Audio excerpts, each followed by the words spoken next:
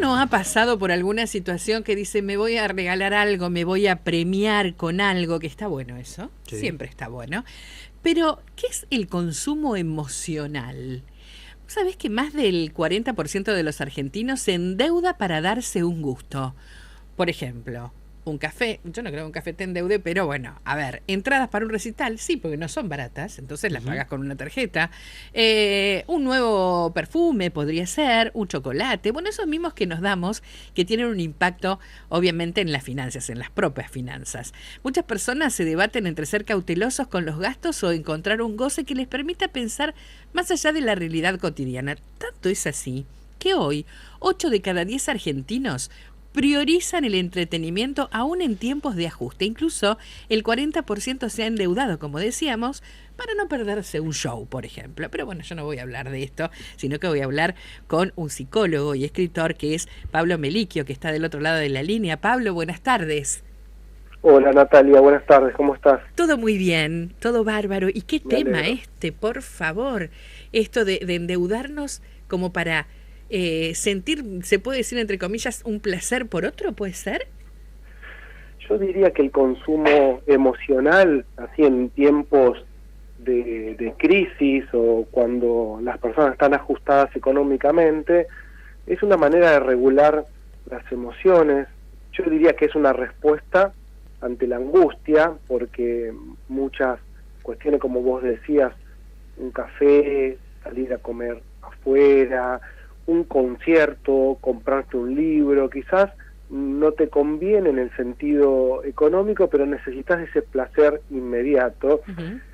que digamos que llena un pequeño vacío, no te resuelve tu problemática de fondo, si realmente a partir de estar ajustado económicamente vivís angustiado, no podés proyectarte, pero en ese ratito, con el placer, lo que haces es disminuir la angustia. Siempre frente a la angustia, el placer, aunque sea inmediato y efímero, te permite tener un poquito de esperanza y sentirte bien, al menos en ese instante. Ajá.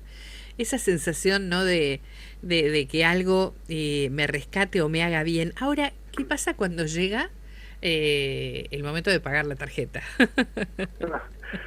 Bueno, sí, claro, ahí, digamos, lo que se propone en este sentido es que uno tenga un consumo consciente, al punto tal que después no sea una bola de nieve, Ujú. buscar un equilibrio entre sacarte de encima las obligaciones y tratar de tener por lo menos lo más importante, digo, en una vida digna uno tiene que tener garantizado su techo y su comida, y a partir de tener garantizado tu techo y tu comida, poder tener estos placeres. Y si esa tarjeta te permite sacar en cuotas algo que no podrías comprar de Claro. manera en efectivo, ir a aprender a utilizar tus recursos. Mira, ya el padre del psicoanálisis, Freud, Ujú. en 1900 hablaba de economía psíquica. ¿Qué quiere decir economía psíquica? Que nuestra cabeza, nuestro campo mental, funciona igual que la billetera. Uno podría decir que tiene una billetera psíquica. Si vos arrancás a la mañana, supongamos que tu economía mental, vos tenés, vamos a poner un ejemplo, ¿no?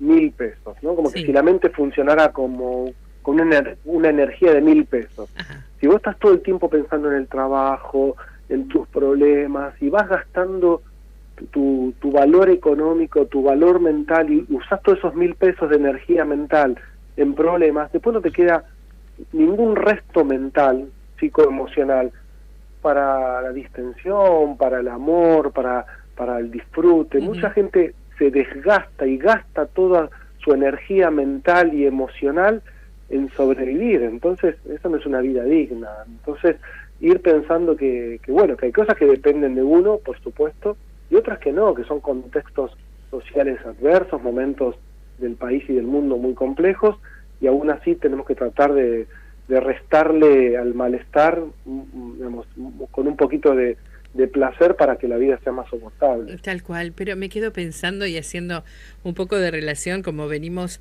somos hijos de inmigrantes o nietos de inmigrantes, Sí, o del hambre que ha pasado esta gente, que Claro, no era como ahora que tenemos todo al alcance de la mano y la moda se impone, era como que tenían necesidades que no alcanzaban a cubrir y era un trabajar y trabajar, haciendo una relación un poco con lo que Está estabas muy bien, comentando. sí, sí. Sí. Ese hueco que queda es como que se traslada en las generaciones, ¿puede ser algo así? Sí, a lo mejor vos decís esto, claro, hay una transmisión filogenética, hay una transmisión incluso inconsciente, o por sobre todas las cosas inconscientes. Carl Jung, otro psicólogo muy importante, él hablaba que hay un inconsciente personal y un inconsciente colectivo, como que dentro nuestro tenemos lo oculto de nuestra propia historia, pero también cargamos con la historia de nuestros ancestros. Claro.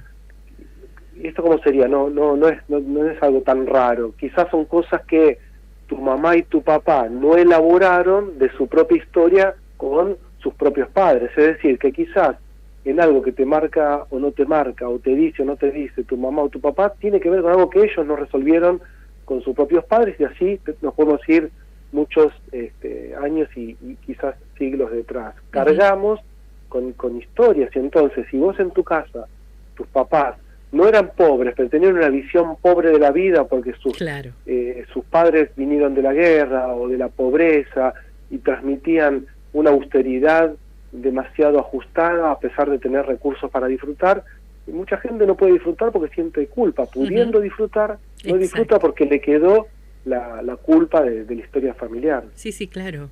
Ahora, qué época esta, ¿no? Qué difícil pensar en este momento, justamente con esto, ¿no? De lo que tiene que ver con el consumo emocional, llegar a esta instancia, porque es como que me quiero premiar de todo ese dolor o toda esa ausencia de un montón de cosas que también tengo. Sí, sí, sí. Llenar como el vacío, ¿no? Es difícil porque el vacío nunca se llena, ¿no? Claro. Es una pequeña trampa que le hacemos, porque en definitiva también el vacío nos permite, a ver, si vos sentís un gran vacío, estás en lo que se llama un vacío existencial, también podemos pensar en una depresión.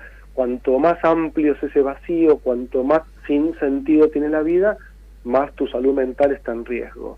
Pero si vos, frente a un pequeño vacío, lo que te permite ese pequeño vacío es moverte, ¿no? Buscarle sentido a la vida, buscar algún placer, cambiar de pareja, no sé, hacer un viaje, ir repensando que nadie está lleno, nadie está completo, claro. Es una ilusión, y en definitiva creo que también está bueno tener un poquitito de esa tensión que te da cierto vacío para buscarle un poco de movimiento a la vida.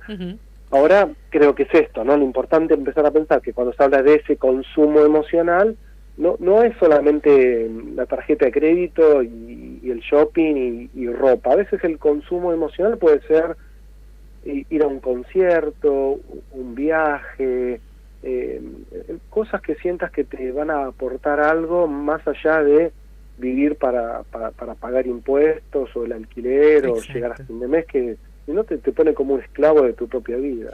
Y justamente eso, o sea, lo de esclavo de la propia vida, a veces no es como que no nos conformamos mucho, es como que una vez que lo conseguimos necesitamos algo más, como que se hace repetitivo esto. Ahí sería, Natalia, más que nada yo lo pensaría en términos de insatisfacción, digamos que a veces también la cultura te pone como sujeto de consumo, y entonces cada vez que adquirís lo que querías adquirir, se te abre una nueva ventana de otro deseo de adquirir otra cosa. Ahí pasas a ser el consumidor consumido por el mismo sistema que está todo el tiempo imponiéndote objetos o cosas. Pero si en la vida uno va disfrutando sus adquisiciones y lo que buscas te va dando un poco de plenitud en tu, digamos, ser críticos también con el sistema, ser un poco más rebeldes y decir, bueno, esto que me están imponiendo, o esto, muchas veces la gente consume para pertenecer, ¿no? Ah, bueno, mi amiga se compró esto, me lo compro yo, esta persona hizo tal viaje, lo voy a hacer yo. Hay veces que estás como con una presión social y cultural. Entonces vivimos en un entorno donde el consumo queda asociado con la felicidad, cuando en realidad el consumo y la felicidad no son términos, digamos, familiares, ¿eh? Claro. En todo caso, el consumo está asociado al placer, si no es a la compulsión, que es una problemática. Pero consumo y felicidad no son términos amigos, ¿eh? Es muy finito igual, ¿eh? El consumo se y la confunde. se Yo no confunde. creo que sea finito, Natalia. Yo creo que la gente cree que el consumo te permite la felicidad. Creo que la felicidad puede ser sin consumir nada. Hay personas que con lo Claro. que tienen son felices. Tal cual, esa mirada también es como que necesitamos aprender a veces, ¿no? De que lo que tengo es lo que necesito y no necesito más que eso hasta que o se rompa o tenga que reemplazarlo por alguna cuestión que es inevitable. Pero me da que a veces nos llenamos de un montón de cosas y como hacía la relación, es como el burro y la zanahoria, ¿no? Sí, vos sabés que me hacía acordar una frase que decían, que atribuía a San Francisco de Asís. Él decía: deseo poco y lo poco que deseo lo deseo poco. Se puede vivir con pequeños deseos, pero también apelar a un trabajo interior no sé, a veces de desprenderte un poco de lo que se cree o lo que la sociedad te impone que es, ¿no? Porque esos son patrones, son estereotipos. Lo mismo pasa con la belleza, ¿no? Sí, como diciendo, bueno, ¿qué es ser bello? ¿Cómo tengo que ser? Como Sí. se impone socialmente, y ahí hay un montón de otros consumos. Por eso quizás hay tanta, no sé, cirugía, hialurónico, botox, y gente que cae en el consumo de supuestas rejuvenecimientos, Sí, claro. o intentos de tener el paso del tiempo. Hay Ahora- que tener mucho cuidado con este tipo con todos los consumos, Hay que tener para no cuidado. quedar uno consumido. Tal cual. Pero además me quedo pensando en qué trabajo difícil, ¿no? Porque muchas veces lo hacemos para la mirada del otro, ni siquiera para ¿Viste? nosotros mismos. Eso es súper importante, darse cuenta. Darse cuenta de que, bueno, a veces no aceptamos lo que tenemos realmente o lo que podemos, porque no necesariamente todos tenemos que poder todo.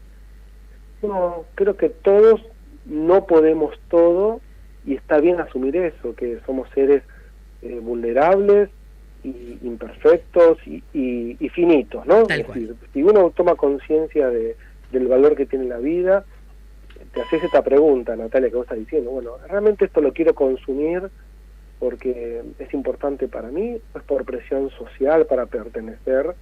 Hay que armar una identidad un poco más firme, por eso hay que trabajar. A mí la gente me consulta mucho por la autoestima. Yo digo, primero tiene que haber autoconocimiento. Nadie se puede querer si no se conoce. No te puedes enamorar de alguien si no lo conoces. Es decir, primero conocerse, después te puedes amar. Y a partir de conocerte y amarte, decir, bueno, ¿qué es importante para mi vida? ¿Esto es importante para mí o es para mostrárselo a los otros? Ni Entonces más ni ahí menos. creo que tu identidad está todavía un poco, digamos, endeble. Ahora, qué tema interesante. Lástima que tengo las noticias y el tiempo, viste que en los medios por ahí es medio tirano, pero ya nos vamos a contactar nuevamente porque es hermoso el tema también y es como el cachetazo que necesitamos para enfilarnos, ¿no? Si es que suena. Sí, lo dejamos abierto. Lo dejamos abierto. Lo retomamos, y si la gente hace algunas preguntas, Genial. tratamos un poco ahí de responder también. Genial, Pablo. Muchísimas gracias. Dale, muy bien, que estén muy bien, Natalia. Igualmente, hasta la próxima. Estábamos hablando con el psicólogo y escritor Pablo Melicchio.